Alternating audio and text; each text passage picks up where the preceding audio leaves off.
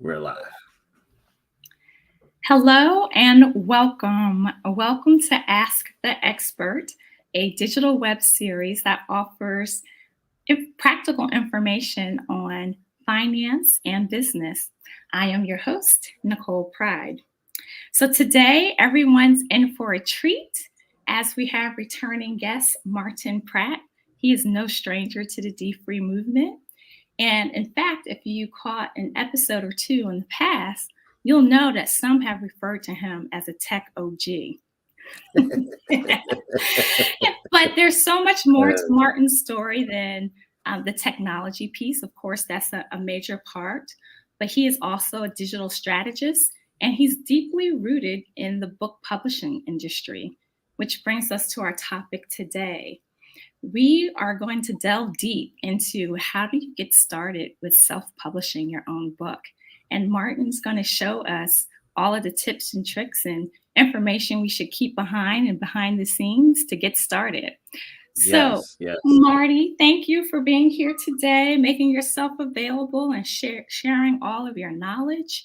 And before we get started with the process of starting your own or publishing your own book, Right. Mhm. if you can just share a little bit about your experience and history with the publishing industry.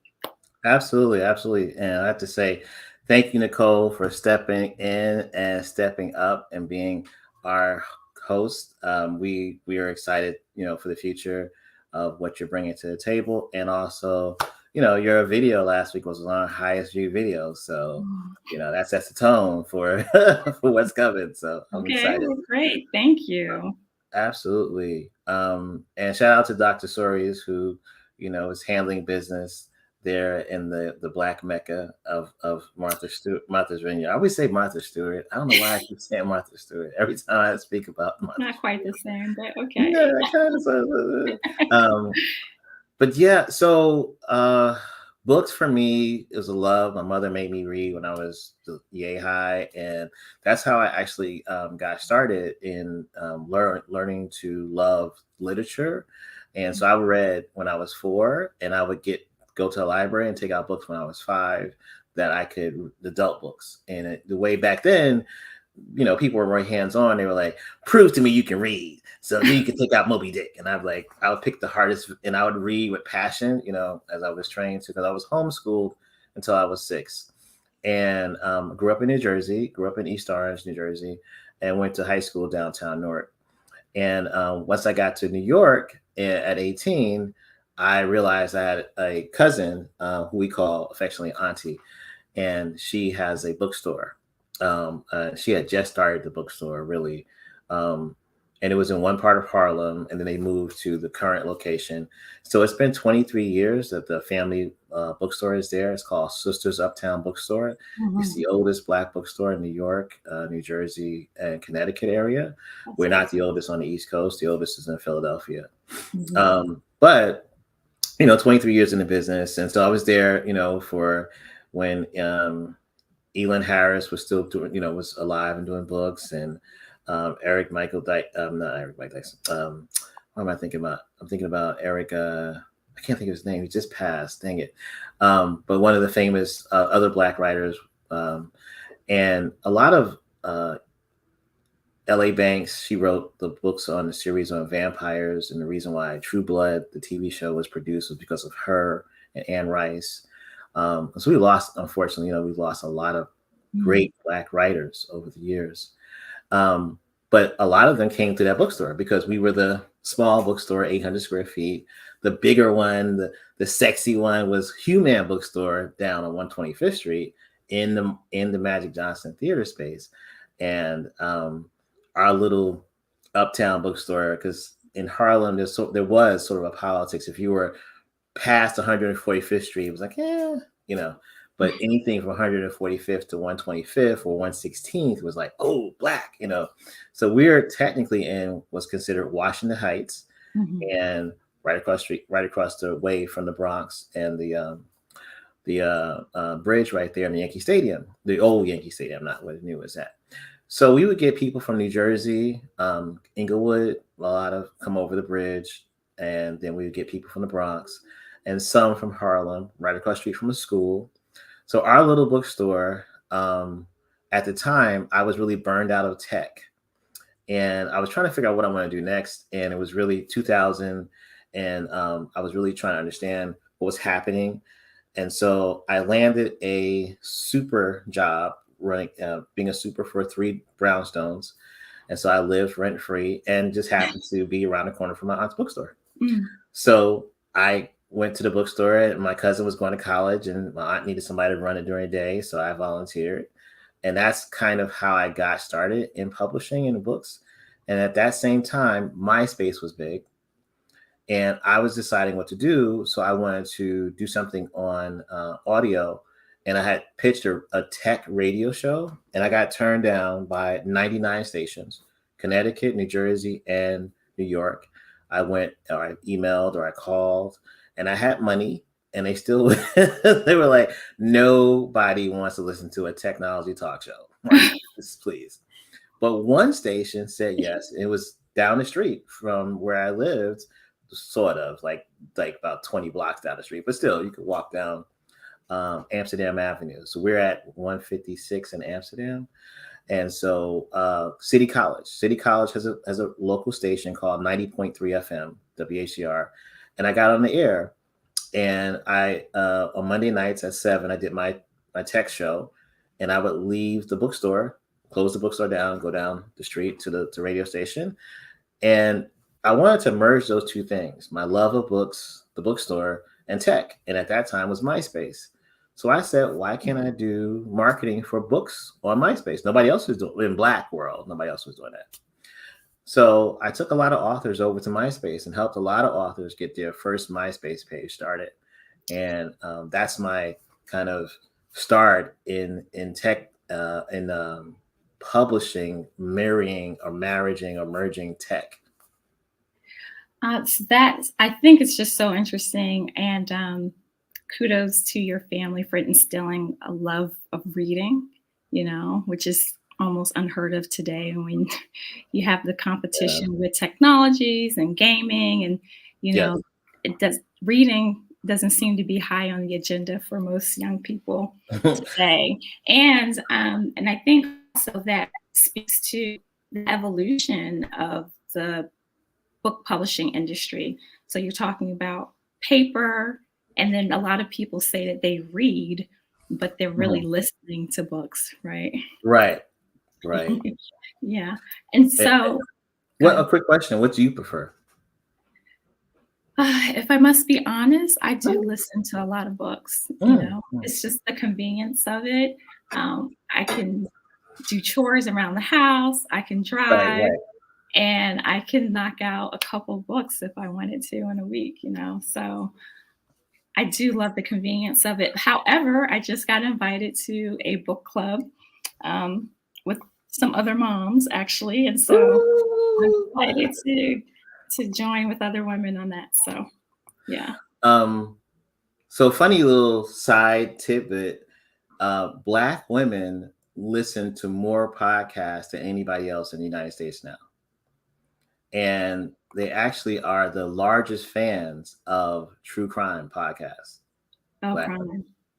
So Black women have traditionally been at the head of a lot of movement trends. And now where we are today, we can actually quantify that. But years ago, it was just, my sense was that because of Essence bestsellers list that they used to have, and because of other things, I said, well, Black women must be buying the most books in America because, it would trend. And then you would see New York Times, you would see the Black book that was on the New York Times list. The one that was selling in my store 2 months ago hit the New York Times list. Mm-hmm. So I could almost guarantee, because we also have a book club attached to the store. And funny little story, that book club inspired my greatest achievement in technology, because they would come to me and say, Martin, why are Black men this way? I don't know how every Saturday, because once I stopped working at the bookstore, I still went. And every time I went, it was on book club day. So I would get bombarded. So-and-so just did this, what? So I started wearing a t-shirt that says, I love Black women. And I was like, I don't know, but I'm not that, I'm not that Negro. So Like, you brought up a couple of things. One, the genre that's popular, right? mhm. And so if people are considering self-publishing, should they give great consideration about the genre that they want to publish? Or should it it makes a difference in possible sales. So romance and fiction, you have more access to book clubs. More book clubs do like to read fictional stories, and but then there's kind of snobbery in book clubs. And so they don't traditionally book clubs don't like to read nonfiction and self-help, which is where everybody is at, which I am really excited that a lot of self-help and vulnerability authentic stories are coming out now.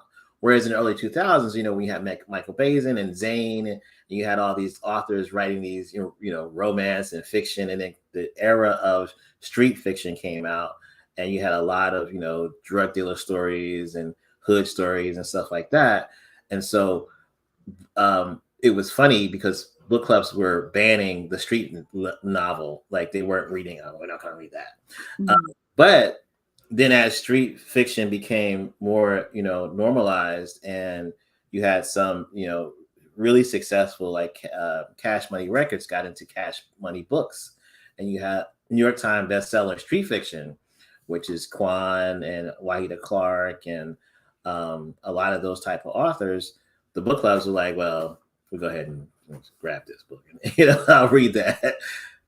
So if I wanted to or if I wanted to publish a book, should I start with what I'm interested in most, what I know best, or should I give great consideration to what's trending? That's a good question. I would definitely think that it really depends on your personality and where you see yourself as an author. Authoring is sometimes a lonely journey, and so if you're going to be able to navigate that journey, then you need to be able to continue to motivate yourself. And so if you're writing about, you know, this anthology, a historical fiction, set in 1922 before the war and what black people were going through, or this romance of a black soldier going off to World War I, and then this, I like a lot of the authors that create these series of books because I want to keep going. I want to know, I want the front story, then I want the back story, then I want now story. So if you're doing that, you have to motivate yourself. You got to keep going. And so Brenda Jackson is one of those authors that she has a tapestry, I think, of 35 books, and some of them are this generation, they cross this character. And when you talk to authors like her, or Wahida Clark, she has, I think, another 30 series of books. They love their characters. They love that story. They love the generational cross years storytelling. And so I think depending upon who you are as an author, it depends on, I used to ask authors before I would market their book, I would say, why did you write? And they would tell me all kind of things. Like, I have a story in me. I've written since I was 8 and all this stuff. And very rarely I'd run into an author that says, I'm here to sell books. Because publishing, and this is, coming back to where we are, the A through Z of publishing is a grind. It's Mhm. not easy. Mhm. And you're alone and you're there with your thoughts and you're wondering, is this the right thing? Is this cover going to resonate? Is this, and what we don't a lot of times know as new authors is there's a whole science to color of your book, the font. Should your book be hardcover? Should it be paperback? How you price the book can turn people off or turn people on. All those different things I definitely want to dive into. At the bottom of the screen, there is a bit.ly link that you can go to. I'm going to share my screen in a few seconds to show the page that has all this information there that really goes over. First thing to think about is your budget, what type of budget you're going to give. And so I recommend the most spending on a nonfiction book and a non-children's book is $2,000. That should be your budget. And a lot of people will say, well, my editor charged me $2,000. Well, that was before AI. You might have overpaid. I'll be honest with you. But all of these different people that touch your book, they all charge a lot of money. And to find the reasonable price, some people say, well, go to Fiverr. Well, then this person's out of the country. They don't understand nuance and tech context, and they don't understand tone. So they may edit your book in a Filipino, Bangladesh style. You're like, nah, that's not. And so then you're spending more money to find an American-based editor. And there's character development editors. There's line editors. So it all depends a lot of things on you first knowing what you want and who you are as an author. And then how are you going to show up to make sure you sell books, not just get the book published. That's half of the journey, right? Getting the book published. So for those of you who are just joining, we are talking about self-publishing and how do you get started with publishing your book with expert Marty Pratt. And so tip number 1, really figure out what your commitment level is. Figure out what it is that you're passionate about, because that's going to get you through the long haul of the publishing process. What is your commitment level? What's driving you? What's motivating you? And then if you start there, from what Marty just shared with us, that'll help us get through the process. So what is that process? Let's just say, Marty, I want to publish a devotional. Okay. What do I do? And tell me what, when you say devotional, give me an example, not example, but give me the, plug it in, charger, but give me an example of what the kind of content on a devotional is going to be. Sure. So let's just say it's a daily devotional for a year. There's 365 daily entries that there's a short story that's motivational, that's based on a Bible verse, and there's a prayer. And each day I'll walk you through, and there may be themes throughout the devotional. So I would say, just to get started is go to ChatGPT and ask ChatGPT. ChatGPT is an AI software. Ask it for is it 365-day devotional, or is just? Yes, it's just for the conversation. Right. Yes. Right.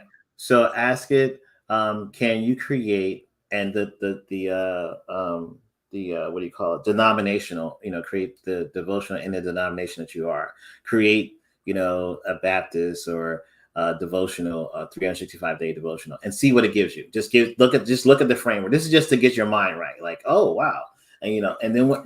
Because the biggest thing with books to me is creative juices. You got to keep them flowing. You got to keep yourself like, oh, this is great. Oh, you got to. It's like the runner, in a marathon. They have the water.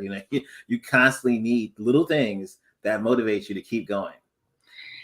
And so thank you for that. So I know there's been a lot of discussion and conversation about how do you incorporate AI into your work, and there's a lot of discussion about AI in the creative industries. And so it sounds like you're a big proponent in that. Not a big. Okay. I believe AI is seasoning, like smoked paprika or Himalaya pink salt. I think you season your work with AI. It's not the whole thing, but it's seasoning, right? So initially, this page I'm showing on the screen, this is the bit.ly link. So if you type, bit.ly/book tips and tricks, it'll take you to this page. And if you scroll down to where episode 1 is at, you'll see right now, book budget. So that's a Google document that I made that you can download, or you can just make a copy of it.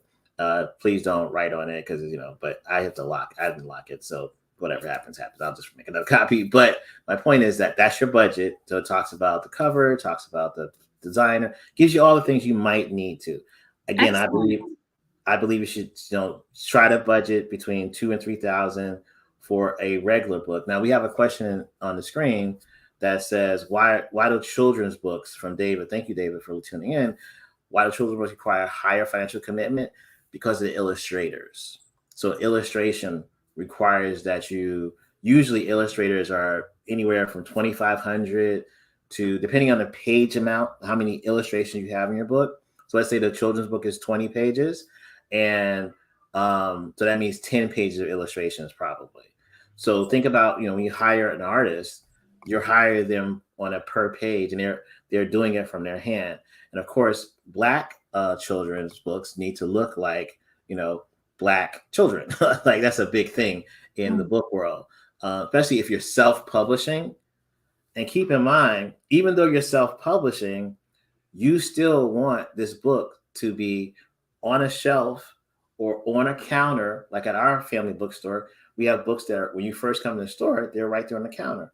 You want that book to be displayed prominently against, say, Spike Lee's wife's children's book, or somebody else's, Walter D. Myers' book. You want yours to go up against a published book. And so you need to hire an illustrator that's not just going to make children look like, circles and noses and stuff, but really, really try to find an artist or illustrator that's going to get it. Now, to your point, Nicole, one of the things that's coming up now, we said Chat GPT. That's a website you can go to, and I recommend you get the monthly. You don't use the free one. Go ahead and pay for it, because it's gonna benefit you and it's gonna reward you. Another place is something called Midjourney. Now, Midjourney allows you to tell the AI to create an illustration. And some people are really starting to experiment with AI illustrations in books. What the U.S. Copyright Office has said is that you are not able to copyright AI illustrations. So you're able to copyright the words, and that's what your copyright will have. You won't be able to copyright the illustrations because it's not designed by a human being. So if that's the case, then your book can basically have stock illustrations in a way. So is that the potential danger where your illustrations will look like the next book next to you? It could be. Again, everything I think that where we're at right now in the kind of the universe and in the world is that the more authentic you can be, the more you can pull out yourself and present that to the world across the board, whether you're doing stuff that Martin does or you're doing stuff that Nicole does, the more that we put our personal stamp, the better that process is for you, the person, but also the world. Because to your point, Nicole, it can look like any and everybody. But if I think that Black women with short hair are, that's what I envision a world of Black women that have no hair, bald, that have short hair, that have, the Anita Baker style short hair, that had, all these different, that happens to be my vision. Then I'm going to create illustrations that look like that. And so what we have been unfortunately trained to do as Black folks, I believe, is that for us to not show up, not talk about our preferences. But if you embrace your preferences, then in your work, you're going to see a different landscape, and you may find your tribe. I had a good friend of mine who was always like, he always liked tall women. And he was like, I want a world full of tall women. I would probably buy that book because I was like, wow, I never thought about, what does the world look like with tall women? And he wasn't saying Amazon. He was just saying height wise. We both are 5'7", and he was like, I want you to. And so my point is that his personality coming through his work is what will sell, and it will create a different lane for him than somebody else. But let me just go down the A through Z real quick. The first thing you want to have is a copyright. You want to copyright your work. So you go to copyright.gov to copyright your work. The next thing you want to have is you want to have your ISBN numbers. And that's listed on this page here. The ISBN numbers are listed Let me see where it's at. It's as you go down to this part right here, the first part of the page. So the myidentifiers.com is a company called Boker, and Boker, you can buy them only from Boker. Don't go to any other website. They're $125 per number. You'll need 3 if you're doing audio, ebook, and printed book. But they sell them a pack of 10 for $2.99. So we recommend you get the pack of 10. Can you just explain what the ISBN number is for those who don't know? The ISBN number is the number on the back of the book. I usually have Dr. Suri's book right here, but I don't know where it's at. But this number right here on the back of the book. So that number, that code is how we're tracking sales. And so you want to own that number. So whoever owns that number theoretically owns the book. So if you hire, one of the questions we have in the chat is about where to go for self-publishing. So if you use a number that Amazon has for free, then guess who owns that book? Technically, Amazon. So you can have the copyright to the words, but the number on the back of the book, you want to own that also. So if you ever were given an email on LinkedIn, or you might have got an email on Instagram, somebody from Forbes Books or some other publishing company says they want to give you the ability for you to make your own book. When you pay someone else to publish your book, that's called vanity printing, meaning vanity in a sense you're paying for a service for yourself. That company usually gets the number, the ISBN number, and that company usually copyrights. So it will be your words, and they have a contract with you, and you have signed a contract that says they have, your work. And so most people don't think that deeply into it because they're like caught up in like, oh my God, I'm gonna have a book. Forbes Books is booking me out. This is great. That's a vanity printing deal. That's not a publishing technically deal from a publishing company. So the little nuances in publishing is where I want to make sure we don't get caught up in. And then so the question was, I believe, what's the platform for when publishing? The question is, which publishing company would you recommend for self-publishing? I recommend Amazon and also a publishing company called Ingram Spark. So the word Ingram and Spark, because Amazon is the quickest and easiest way. There are very easy ways to upload your book into Amazon. There's tech support, and you're going to own the whole process. And Dr. Suri's books are on Amazon. 90% of books in America, in this world are on Amazon. So you got that. And is the second company you mentioned, is that print on demand as well? Yes. Now, Ingram Spark is a wholesaler. So they're in between Barnes and Noble. So usually when you if you're selling books to a school, or you're selling books to a college, or you're selling books to a store, as a bookstore, we're going to ask for the Ingram or the Baker and Taylor number of your book. And that's because we buy books wholesale. We want our 40% discount.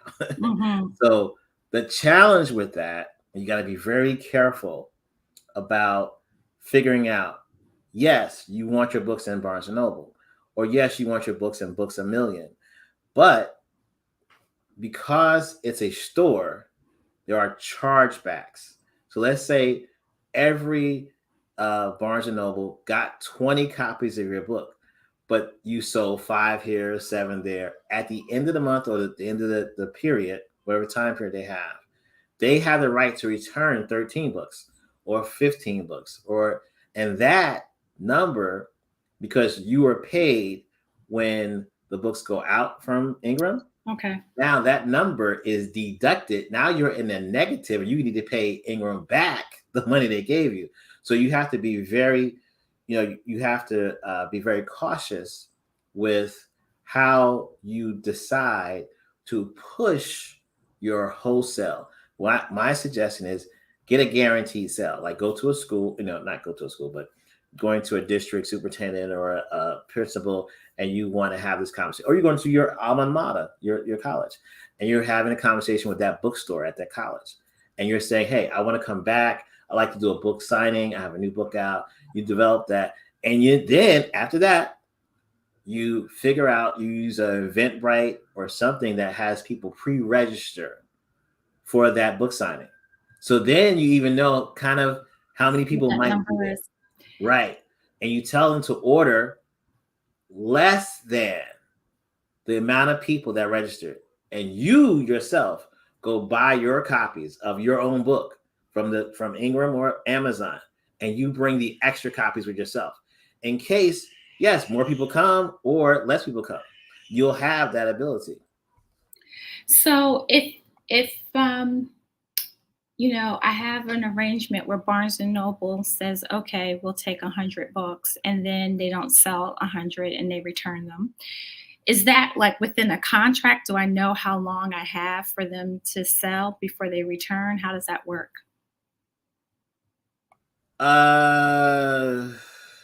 Not tech. If you have a contract with Ingram saying that you owe chargebacks, but like, some stores, what I usually tell authors to do is to talk to the store manager before you set up a book signing. I'm sorry. So in Barnes and Noble world, technically you're supposed to go to their mother website, their main website, and scroll down and submit your book for entry in the ability to have a book signing. But the way around that is if you're friends with the local manager or what have you, and you say I have a book come out, they're like, oh, cool, let me talk to my regional manager. And so I know a sister who's done this up and down the East Coast. She's never sent anything into headquarters, and she's had book signings at every Barnes and Noble from Connecticut down to Florida. What she does is she talks to the manager. She usually she's doing her local play, and she's like, hey, I'm in the city. I'm going to be doing a play. I love to advertise. I'll be here on Saturday. They're like, oh, this is cool. How long have you been? And she talks about the first Barnes Noble she got was in the Bronx. And she used that person's information and parlayed it into Jersey, Barnes Noble. And then used that to parlay. Well, I'm in New Jersey and New York Barnes Nobles. I would love to be in your ones here in Pennsylvania. And then they kept going state by state by state. And so in that scenario, they are ordering what she tells them to order. They're not ordering based on their normal numbers. So she knows, her gut, if she does this type of advertising or email on Facebook or does this, she's going to probably get 10 or 15 people to come out. And then once she has those 10 or 15 people, the next time she comes, she can double or triple that. So in that scenario, though, she's only selling for the day that she's doing the book signing. Her books aren't on the shelf, or are they? They can be. It depends on the man. It all depends on the manager, because what they'll do is they buy them from Ingram and they like her. They're going to keep them on the shelf because authors. It's really like the old school door-to-door salesperson. I was going to say, yeah. You got it's a grind. Networking.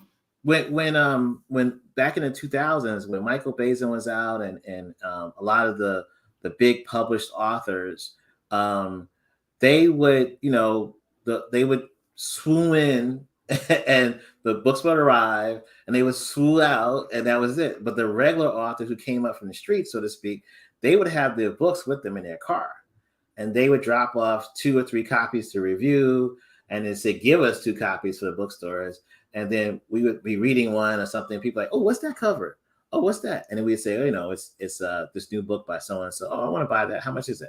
And that's how the old school book hand to hand were done.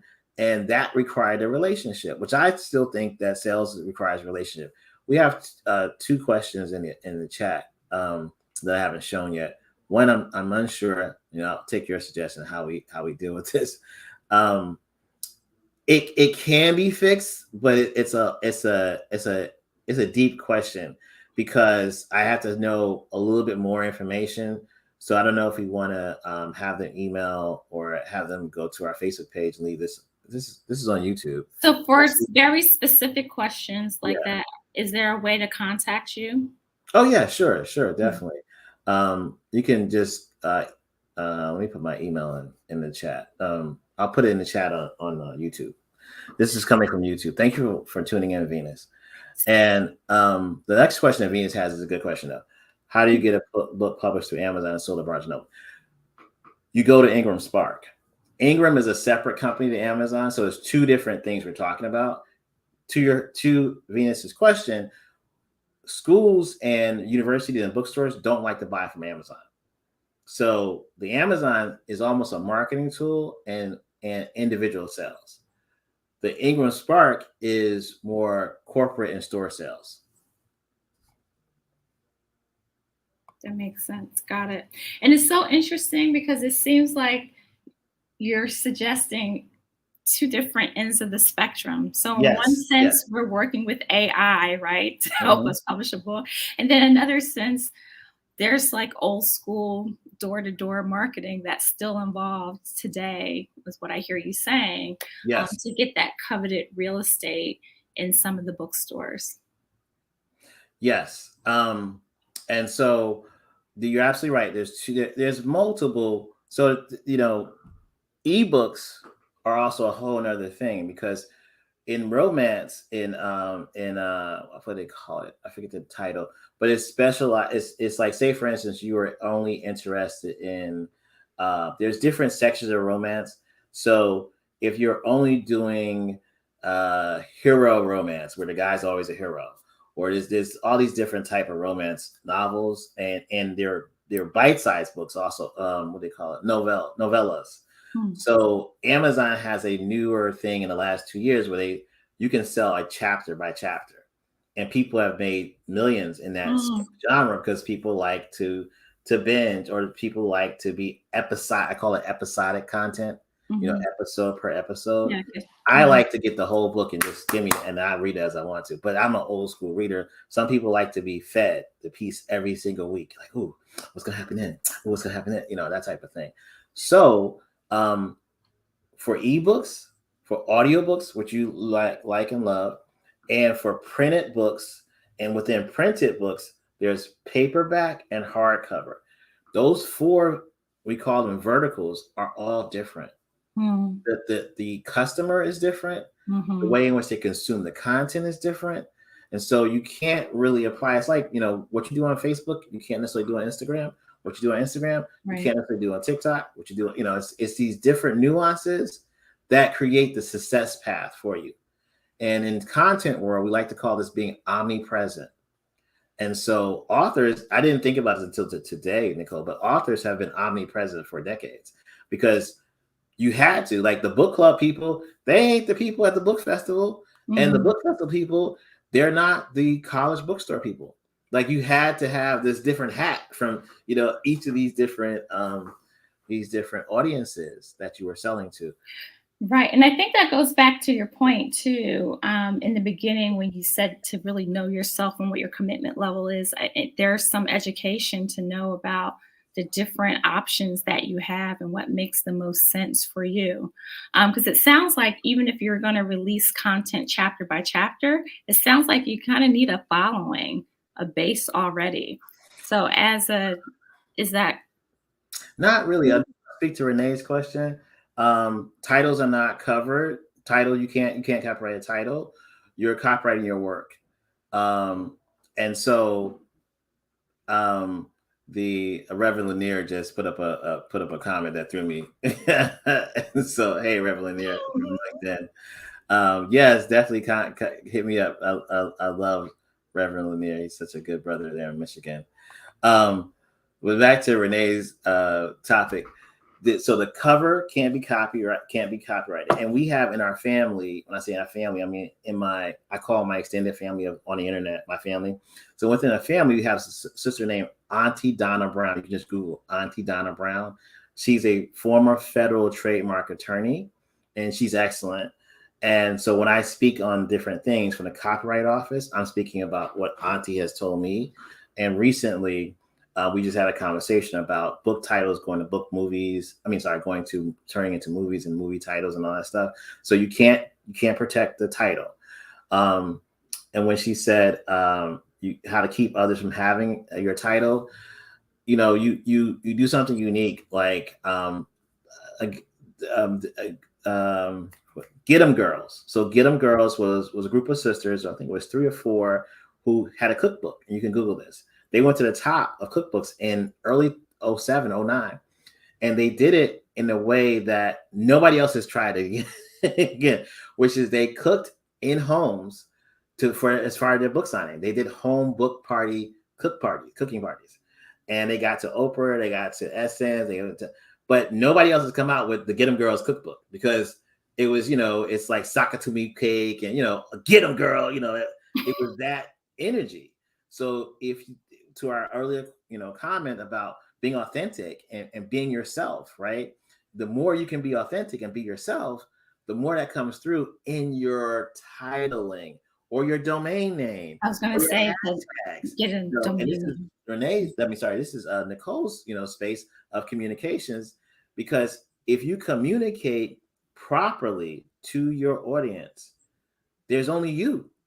If somebody can copy the exact name, but they're not going to communicate the spiritual energy and the love and devotion you have to that topic. Now, again, it comes back to Renee, should I do something I love?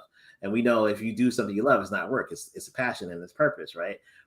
The challenge with that is that sometimes we see opportunities like with the Alabama Brawl. My wife came to me and said we should get the domain name lifteverychairandswing.com. And I was like, you're right.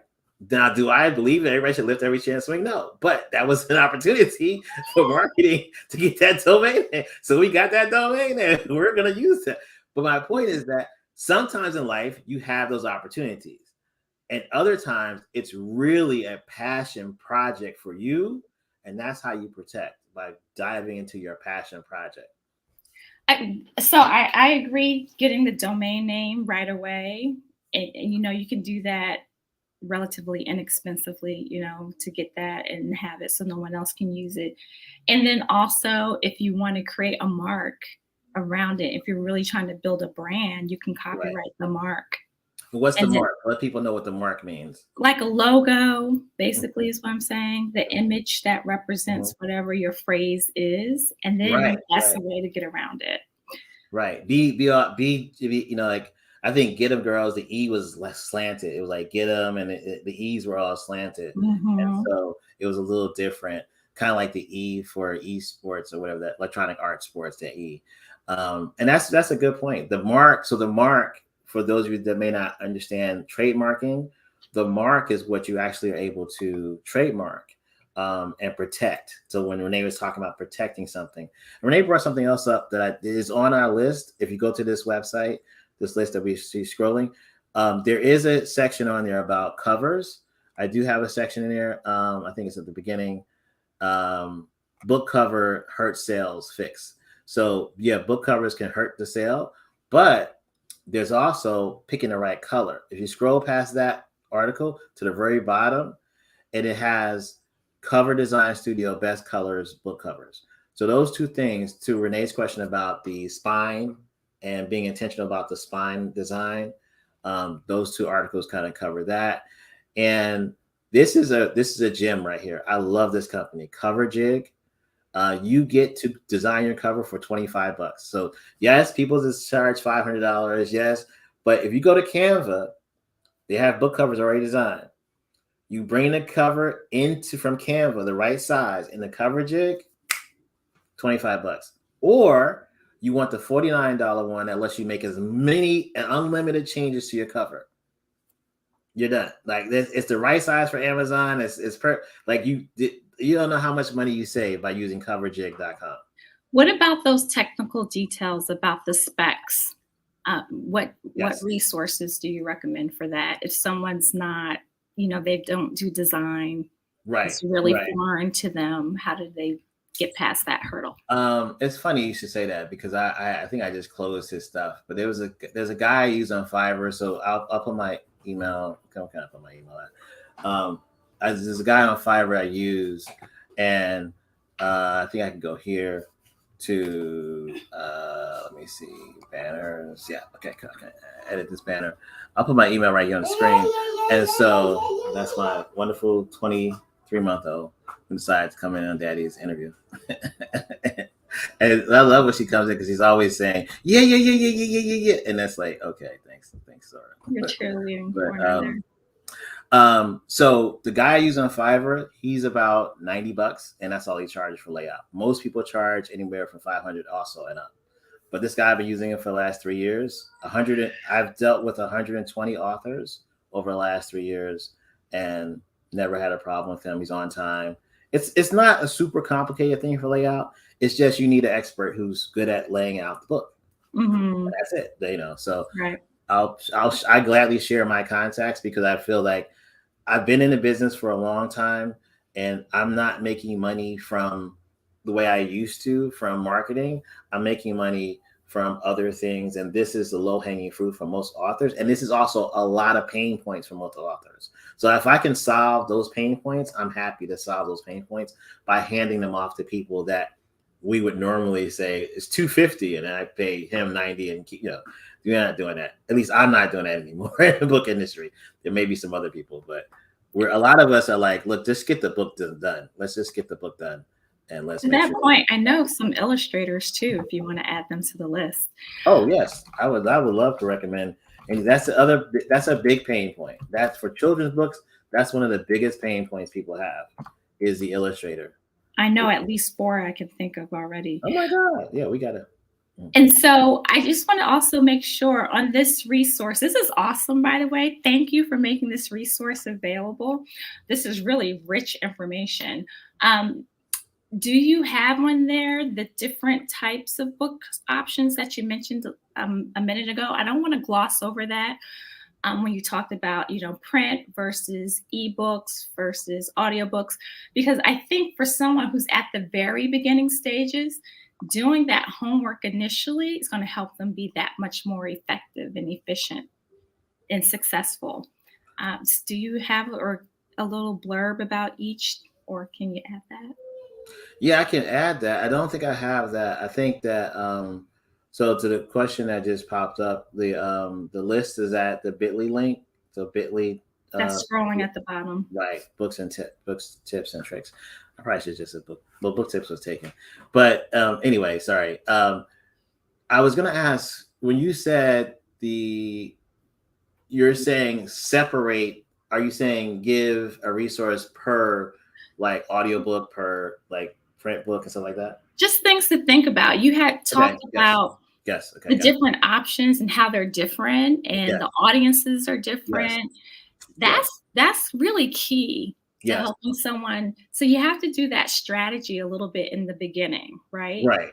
So the only resource I do have, and yes, I can add. That's a very good. Thank you for suggesting that. That'll be. I didn't do episode 4 yet, so next Tuesday, I do these conversations on an app called Clubhouse, and I just keep the same page scrolling through. So I'll do episode 4. Will be exactly that. The differences between the 3 books. And then I can put a whole page together for that. But just to your point, real quick, this list that you're seeing right now, that is for awsound.com, allows you to not have to sell books through Audible, and you can sell an audiobook right at your website. So All Sound gives you the technology to sell an audiobook yourself.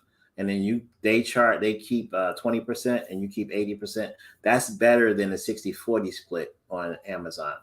Then if you want to sell an ebook yourself, there's a company called BookFunnel, and they charge a monthly fee. They don't get into your money. They just charge a monthly fee to maintain the abilities for you to sell your own locked ebook that people can't share. It's just like with the Kindle, but it's a locked ebook that you sell, and then you keep 100% of the money with BookFunnel. And then if you're looking for a printer, I recommend Printing Center USA. And with all printers, there's always challenges. It may not be, that they may not be the best place for you, but they could be. It depends. And so finding a printer in the United States usually is sometimes a challenge. So, but definitely read the Google reviews. I always say when you're doing business with a company, go to Google, especially a location-based company. Go to Google and read the Google reviews. But even companies that don't have a location, a lot of times they have Google reviews, and you'll learn and always go to the 1-star reviews. Go to the 1-star reviews and go through those and see what you see. So we have 10 minutes left. Yes, so ma'am. I want to make sure we get in some of those things that people must consider, must do. One thing I just wanted a comment on that you just mentioned about the audiobooks and options. So the ones where you can sell yourself and get a bigger return Yes. opposed to going to Audible, Yes. as an example. That really makes sense to me for those who have their own courses, they're coaching, they're offering some type of maybe educational service or consulting, and you already have your audience and you have resources that supplement the services that you're already offering. That may make sense to be able to go that route. And then I do know for those who have a broader reach or a bigger audience that they want to target, it may make sense still going through Audible so that when people can search, they'll be able to find you because you have to be there to be found. Yep. Um, I think it makes sense for anybody who wants money. like, I mean, be honest with you, it's sharing your bountifuls with Amazon is not fun. I can speak from experience.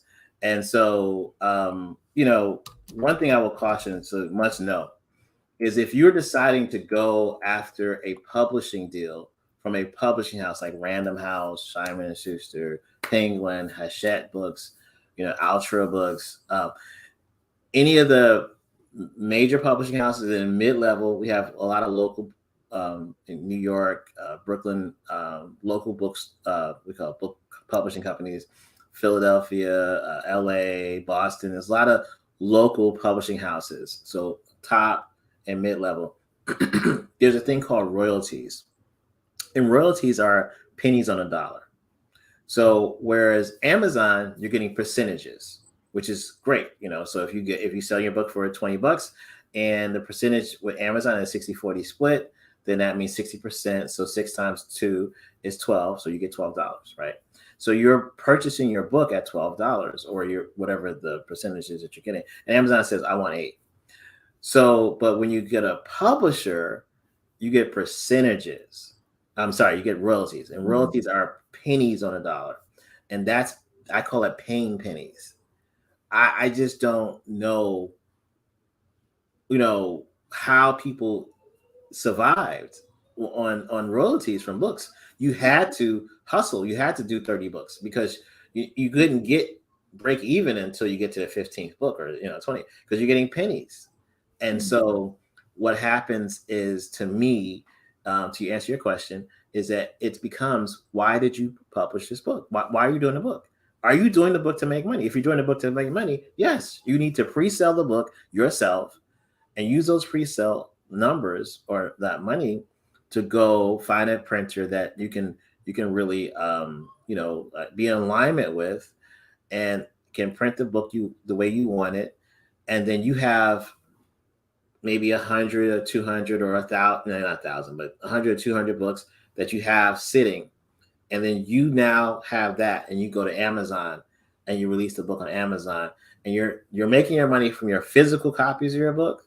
The Amazon money is just marketing money, or it might be, I don't know, cell phone money or something like that. But selling books by the boxes is where you're going to make your money. Mm-hmm. Selling books one-on-one is not, unless, again, to your point, you sell your ebook yourself. And even with Awsound, I mean, there's other companies out there that let you, as one is called Gumroad is a company that lets you sell books, ebook. It's not locking the book, though. It's not locking the PDF the way that BookFunnel does. But you can buy software to lock your PDF, or you can don't worry about it. At the end of the day, for me, we all had these stories, in the 90s and the 80s where friends of ours borrowed our book and we never got it back. It's like, I would love to have literature out there, especially if it's a self-help book, how to navigate depression or how to get away from childhood or family trauma. If you sell the book and they give it to a friend of theirs as an ebook, does that really matter? No, if you have other things and that's the thing to me. The book we haven't talked about, and we probably should talk about at some point, with a multitude of entrepreneurs. But is that first thing that you do as an entrepreneur, is that a door opener? Is that your only product? Should you not have other things behind that product that allows you to continue to scale in revenue? Or are you just going to make money from this one book and that's it? That's all you got? Yeah, so that's a whole bigger issue, because we're talking about like business models and different streams of income, and Right. yeah, that's all part of it, right? Things that you have to consider. So I just want to revisit. You talked about you're on Clubhouse Tuesdays at 4 that anyone could join, correct? To get Yes. more Yes. of this great info. So Martin does this weekly, y'all, at 4 o'clock on Tuesdays. So the conversation does not have to end here. And so you can let them know how they can find you. Sure. So everywhere I'm, let me stop sharing the screen so you can see. Everywhere on social media, I'm LMJ Pratt. So that's my handle on LinkedIn. That's my handle on Clubhouse. Clubhouse is an app you can download, and you would just type that in. I'm the only Martin Pratt that's on Clubhouse. So that's a lot of times. And technically, I didn't change my name here. I forgot about it. But you'll see Dr. Martin Pratt everywhere. And so I got an honorary degree. Congratulations. 2 weeks ago. So thank you. Yeah. And so it's just the difference is Dr. Martin Pratt. That's still me. I'm that way everywhere. So on Clubhouse is an app you can download. It's an audio app and allows you to listen. So on Tuesdays, if you follow me, you'll get an alert when I'm live for Tuesdays at 4 p.m. Eastern Standard for book tips and tricks from a bookstore insider. That's the title. Excellent. So we're almost nearing up on the hour. Is there one final thought you want to leave people with? Good question. I think that my final thought, we got to. Oh, thank you, Joshua. Joshua put my name. Thank you so much, Joshua. Did thank you. Thank you, Joshua. Probably a good friend of mine says something on LinkedIn a lot. Her name is Future Kane. And she says, sit with yourself, and really that's the key before you start this journey. So you can go through a editor, or you can use a software called Grammarly. You can go to a cover designer, or you can use a Canva and CoverJig. So there's always these options. We now have no gatekeepers, and we now have options. But if you're not really in tune with who you are and how you want to show up, it's difficult for you to make the moves you need to make for success. So we all have to know who we are and how we're centered and how we decide to be present in our own successful journey. And so if we can get to that space and we can do the work, like Dr. Soaries has a series of books called Meditation for Financial Success. The meditation part of that, I think a lot of people think, oh, let me get the financial success. But the key is the meditating. You got to meditate. You got to sit down and listen. And when you listen to those voices in your head, it's interesting. Yeah. What I hear you saying is that people need a vision, right? You need a vision. Think about what it looks like. What's the end product? Why you're doing it? What's the impact that you want to make on people's lives? How does this fit in with your own goals, financial goals, personal goals, spiritual goals? So there is definitely that pre-work. And that's what I think I keep harping back to is doing the pre-work, because when you do that work in the beginning, the other steps fall in line. Absolutely. And, you just got to also know that something I didn't say, I should have said real quick, is there's a website called AALBC. And so maybe what we can do is as a follow-up email, here's some resources that Martin said at the end of the video. AALBC is African American Literary Book Club. So that's a place you can take ads out.